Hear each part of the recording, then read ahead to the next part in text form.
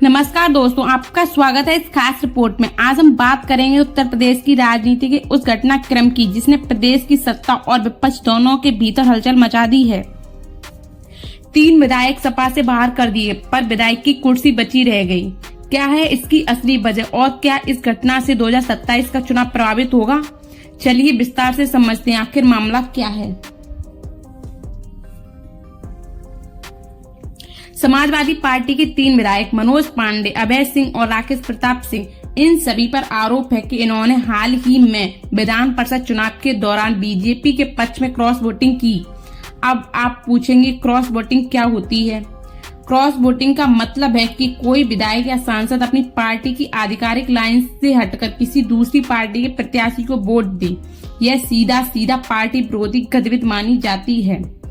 अखिलेश यादव ने इस मामले को हल्के में नहीं लिया। उन्होंने तुरंत ही तीनों विधायकों को पार्टी से निलंबित कर दिया।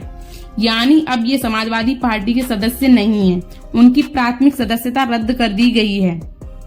अखिलेश यादव का ये फैसला एक कड़ा संदेश था कि चाहे कोई कितना भी पुराना या करीबी क्यों न हो, अगर पार्टी विरोधी काम करेगा तो उसे बाहर का रास्ता दिखाया जाएगा। अब यहाँ आता है असली ट्विस्ट। हालांकि तीनों विधायक पार्टी से बाहर कर दिए गए, लेकिन उनकी विधायकी यानी विधानसभा की सदस्यता अभी भी बनी हुई है। क्यों? इसका जवाब छुपा है भारत के दल बदल कानून में। भारत में 1985 में 52वें संशोधन के तहत दल विरोधी कानून लाया गया था। इस कानून के अनुसार अगर कोई विधायक पार्टी के आदेश के खिलाफ वोट देता है या पार्टी छोड़ देता है या दूसरी पार्टी में चला जाता है तो उसकी विधायकी रद्द हो सकती है। इसका जवाब छुपा है भारत के दल बदल कानून में। भारत में 1985 में 52वें संशोधन के तहत दल विरोधी कानून लाया गया था।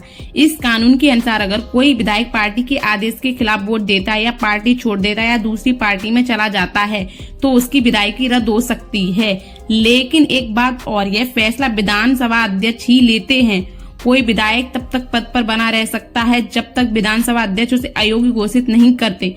इस मामले में विधानसभा अध्यक्ष ने कहा कि तीनों विधायक अभी भी सदस्य हैं क्योंकि उनके खिलाफ अयोग्यता की कोई औपचारिक याचिका नहीं दी गई है। अब बात करते हैं असली राजनीति की। तीनों विधायक ऐसे समय में बीजेपी के पक्ष में वोट देते हैं जब राज्य में सत्ता का संतुलन बहुत मायने रखता है। अब दूसरा सवाल उठता है, क्या सिर्फ 3 लोगों की बगावत थी या सिर्फ बीजेपी की अंदरूनी रणनीति? बीजेपी ने हाल के कई वर्षों में राज्यों में विपक्षी विधायकों को तोड़कर सरकारें बनाई हैं। मध्य प्रदेश, महाराष्ट्र, कर्नाटक इसका उदाहरण है। क्या अब वही प्रयोग उत्तर प्रदेश में हो रहा है?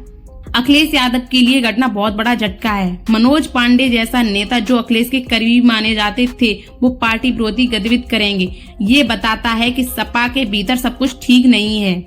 अब सपा को यह तय करना होगा कि क्या वो इन तीनों की विधायकी रद्द करने के लिए विधानसभा अध्यक्ष से औपचारिक शिकायत करेंगे, या अगर शिकायत होती है और विधानसभा अध्यक्ष दल बदल कानून के तहत इन्हें अयोग्य ठहराते हैं तभी इनकी सीटें जा सकती हैं। अगर सपा चुप बैठती है तो एक गलत मिसाल बन सकती है। अगर सपा इन विधायकों की विधायकी रद्द कराने की कोशिश करती है तो उन्हें हर कानून के हर पहलू को ध्यान से देखना होगा।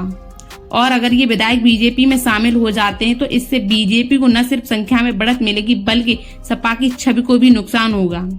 हालांकि 3 विधायक गए पर कुर्सी नहीं गई, ये आज की राजनीति का कूट सत्य है।